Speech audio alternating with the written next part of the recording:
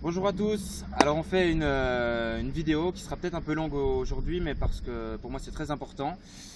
Pour bien discerner aujourd'hui par rapport aux diverses pathologies qu'on peut avoir sur les différents individus que nous sommes, il est important de savoir discerner par rapport à toutes les médecines entre guillemets qu'il peut y avoir aujourd'hui.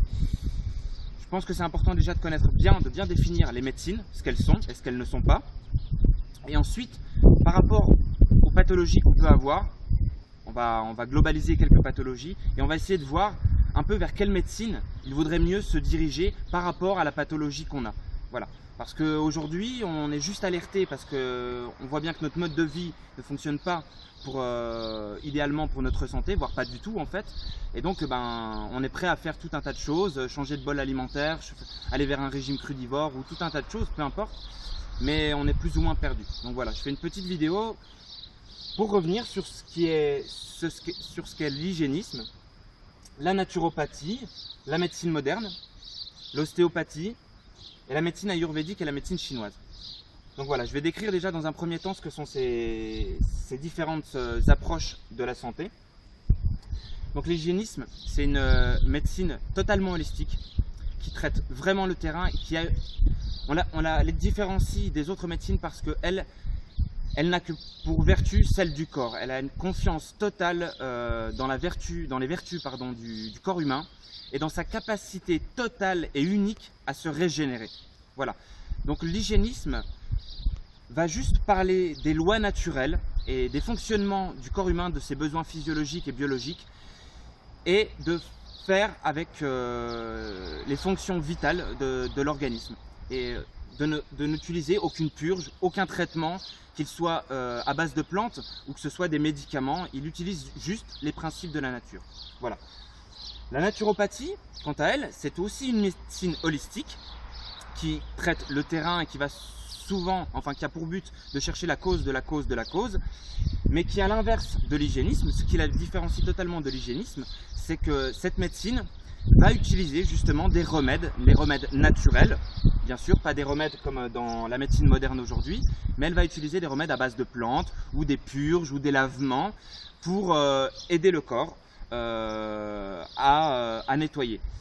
Seulement, il faut bien différencier, quand on donne des purges, des lavements et des traitements, ce ne sont pas eux, ou même des aliments, ce ne sont pas eux qui seront vertueux pour le corps, car il n'y a que le corps qui a les capacités régénératrices. Aucune plante ne peut guérir un organisme, seul l'organisme lui-même le peut.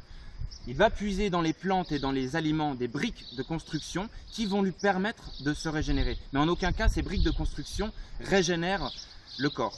Voilà. Donc la différence entre hygiénisme et naturopathie, c'est surtout ça. L'un utilise des traitements naturels et des remèdes, mais qui seront toujours symptomatiques, il faut bien l'entendre. Ce sera toujours symptomatique, on ne traitera pas la cause avec un remède. Il faut toujours faire un travail de terrain. Et après, on a la médecine moderne. Donc la médecine classique aujourd'hui, c'est une médecine d'urgence. Donc en fait, finalement, elle va traiter que le symptôme, c'est-à-dire que par exemple, si on a une tumeur, des cellules cancéreuses concentrées dans un organe, et cette médecine, grâce à la chirurgie, une chirurgie très fine, va enlever cette tumeur, cette zone en fait qui est en train de pourrir tout le reste de l'organisme finalement. Elle va l'enlever, mais sans s'intéresser à la cause qui a créé finalement cette tumeur. Elle ne va pas aller chercher, elle ne cherche pas à faire du travail de terrain. C'est une médecine symptomatique. Voilà. L'ostéopathie, c'est aussi, on pourrait dire, une médecine symptomatique, parce que en fait finalement, elle ne va pas faire un travail de terrain approfondi, mais elle va travailler sur des zones bien définies, notamment sur les articulations. En fait, finalement, les mots, les émotions, les nœuds énergétiques qu'on peut avoir au niveau des articulations qui peuvent être très gênants, qui peuvent nous créer des déformations en fait au niveau de notre paroi squelettique, les ostéopathes viennent retravailler avec leurs mains et finalement leurs énergies, viennent retravailler ces zones pour essayer de rediriger l'organisme à remettre voilà, les parois, les os et tous les nerfs, voilà, tout dans le bon ordre des choses. Voilà. La médecine ayurvédique, c'est une médecine holistique qui, elle, va beaucoup plus s'intéresser finalement à tout l'aspect environnemental et l'aspect astral, j'ai envie de dire, parce qu'on va faire vraiment par rapport aux saisons, par rapport aux astres. On est vachement dans une médecine énergétique. On va vraiment parler beaucoup des énergies, on travaille sur les nœuds énergétiques, enfin voilà, c'est une médecine énergétique voilà, qui traite beaucoup avec l'environnement. Voilà.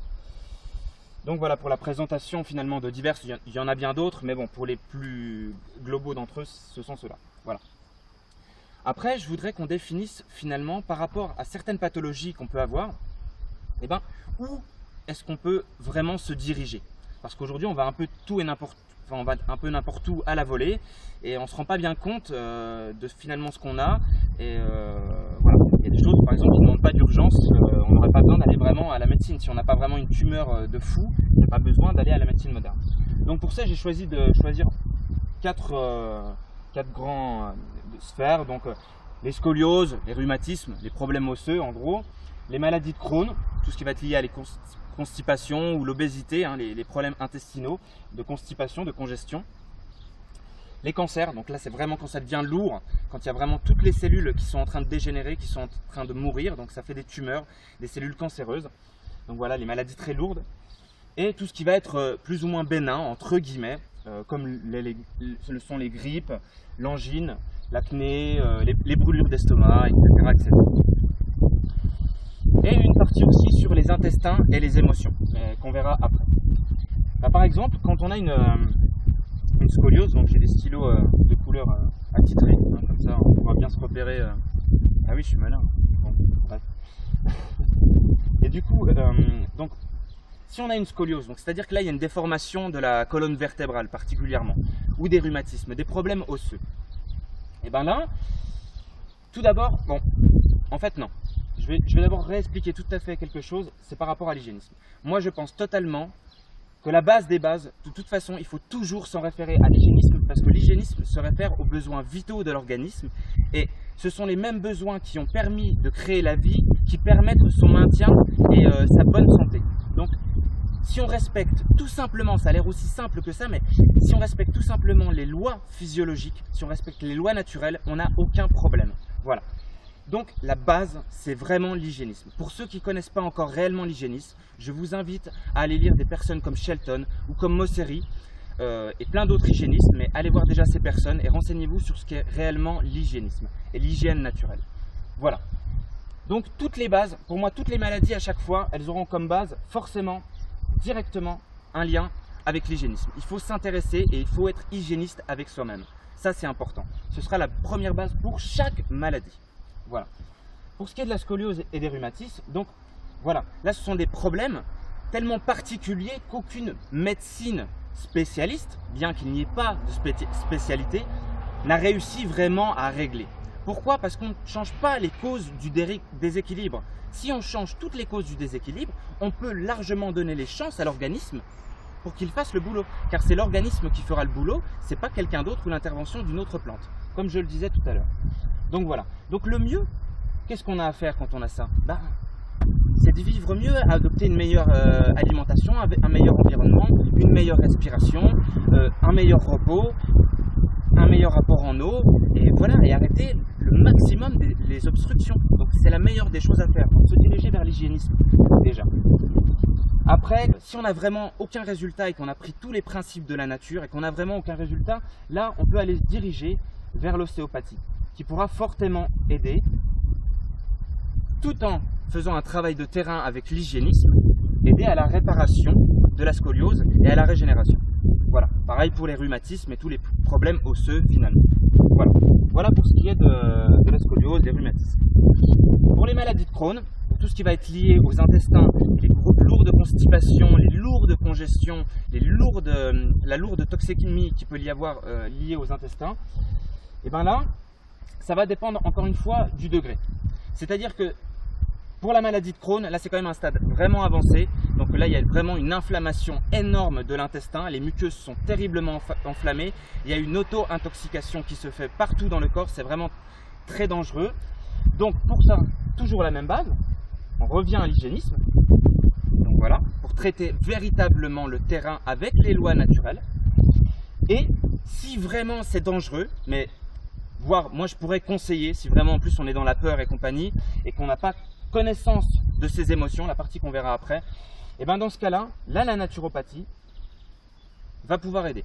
Parce que la naturopathie, elle, fait l'usage de remèdes naturels qui sont toujours de toute façon irritants, auront une phase d'irritation et d'inflammation des muqueuses, mais ce sera beaucoup moins et vraiment beaucoup moins pire que ce que utilise la médecine moderne. Voilà, donc là on peut aller vers la naturopathie parce que aider avec quelques plantes vraiment pour décongestionner, pour aider la phase d'élimination, pour enlever tout l'encrassement dans le côlon, pourra être utile et nécessaire, pourra être consacré. Même certains hygiénistes l'ont fait de leur temps, mais enfin ce n'est pas accepté par l'hygiénisme. Mais au moins on pourra aider, on peut prendre un bol énergétique pour forcer un petit peu l'intestin à éliminer, mais si on fait un travail de terrain derrière. Voilà, s'il n'y a pas de travail de terrain, ça ne sert à rien de vouloir prendre des plantes pour se déconstiper, parce que vous pouvez vous référer à la vidéo traitement et purge et traitement homéosymptomatique que j'ai fait sur internet pour comprendre vraiment comment agissent les traitements, les purges, voilà.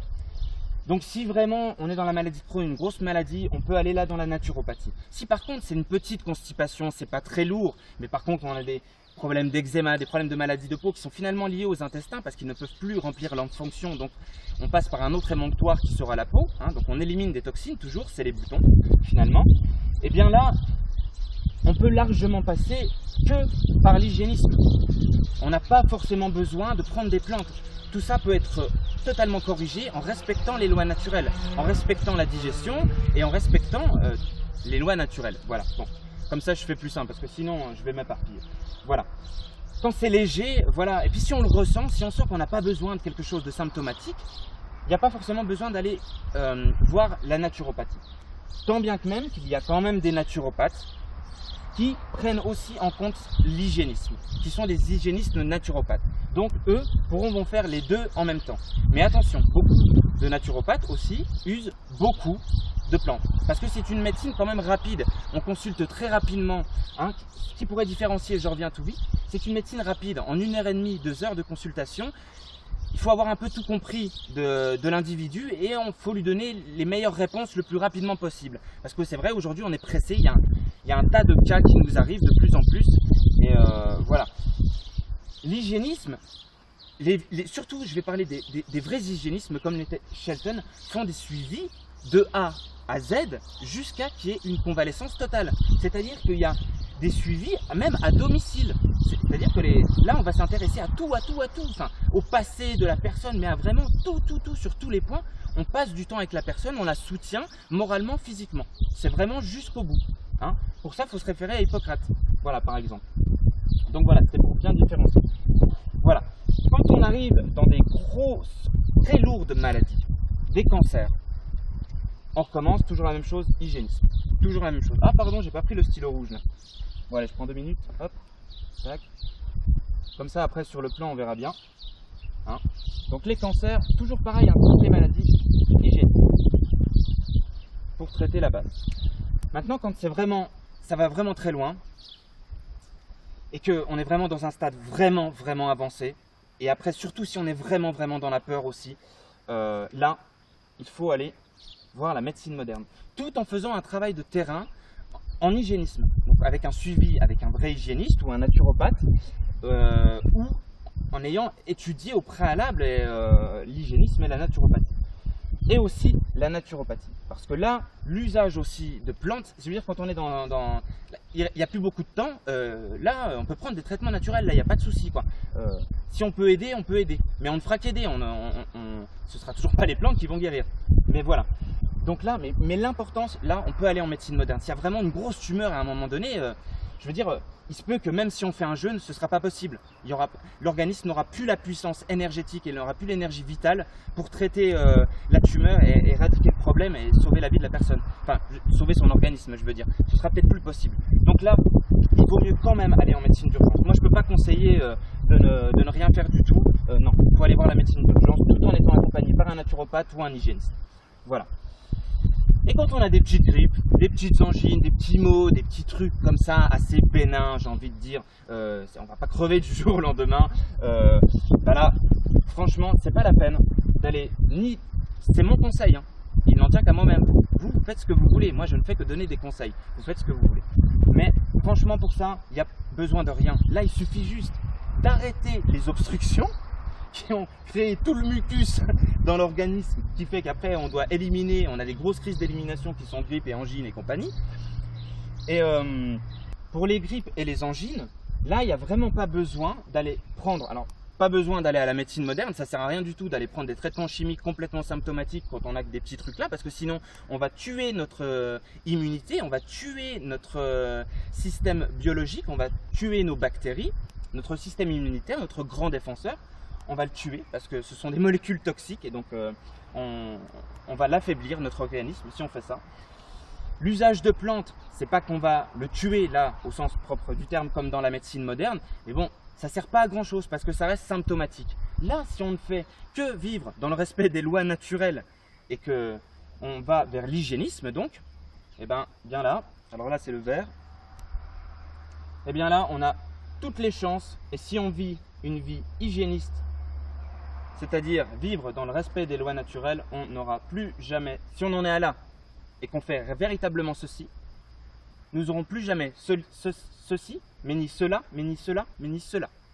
Enfin, pour ce qui est là, c'est un peu plus compliqué. Mais vraiment, on n'ira plus vers les maladies, entre guillemets. Voilà. Pour la partie des intestins et des émotions, que j'ai failli oublier, eh bien c'est là que je trouve que la médecine ayurvédique, bien que dans plein d'autres cas, finalement, on aurait très bien pu la remettre. On aurait très bien pu la remettre aussi avec la scoliose, hein, bien sûr, s'il y a des personnes qui préfèrent aller voir des médecins chinois. On peut très bien le mettre avec la grippe. Mais bon, le mieux c'est vraiment d'aller vers l'hygiénisme. Et on peut aller aussi, quand c'est de lourdes maladies, tout en étant quand même suivi par la médecine moderne, aller aussi en médecine ayurvédique. Mais pour ce qui est des intestins et des émotions, tout ce qui va être lié à la force émotionnelle, parce qu'on peut très bien, par une bonne alimentation et un bon mode de vie, ne plus amener finalement d'obstructions qui nous congestionnent au niveau des intestins, mais si on a des pensées négatives et qu'on a des émotions refoulées qui sont encore en nous, on ne va pas favoriser du tout le péristaltisme intestinal. Donc dans ces cas-là, il faut se renseigner sur les émotions. Les médecines qui travaillent les émotions le mieux, en hygiénisme on le fait énormément, mais en médecine chinoise et ayurvédique, ils sont vraiment des précurseurs et ils sont vraiment superbes là-dedans. Donc là, alors là c'est stylo noir. Là, si j'avais un conseil à voir, donc là c'est après, ou alors aller encore vers des coachs qui gèrent justement ces phases émotionnelles, voilà, pour travailler les liens avec les émotions, hein, parce qu'il peut y avoir des postures à tenir, des respirations, des choses à faire par l'écrit ou des mécanismes à mettre en place pour gérer bien ces émotions. Hein, comme tout simplement, par exemple, quand on est en colère, au lieu de se mettre à gueuler sur quelqu'un, ah putain, nanana, bah, on pourrait tout simplement faire comme le docteur Scheller, vous vous renseignez, docteur Scheller en parle.